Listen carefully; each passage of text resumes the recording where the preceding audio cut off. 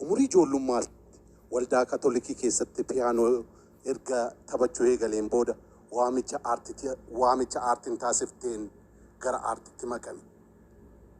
Muuziqaawwan 3,000 ol qindeessuun maqaa isaa jalqaba irratti nama ka'uudha. Weelleewwan bebbeekamoo bara 1990moota irratti hojjetaman hojiin inni ittiin beekamu.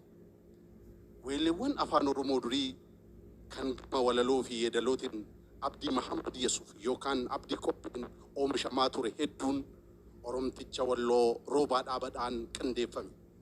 Mulugeetaa Abaataa hojiilee inni seenaa muuziqaa Oromoo keessatti hojjete sababeeffachuun Oromoon maqaa isaa abbaa isaa waliin jijjiirrachuun Roobaa Dhaabaa jedhee moggaafate. Qindeessaa muuziqaa weellee afaan Oromoo qofa osoo hin taane ogeessa muuziqaa seenaa waraabbii muuziqaa biyyatti nama saaqe nama jalqabaa waraabbii muuziqaa baandii guutuudhaan hojjetamaa ture gara istuudiyoo nama tokkootti nama jijjiire. Roobaa Dhaabaa Oromoodhaaf goota bara qabsoo bilisummaati.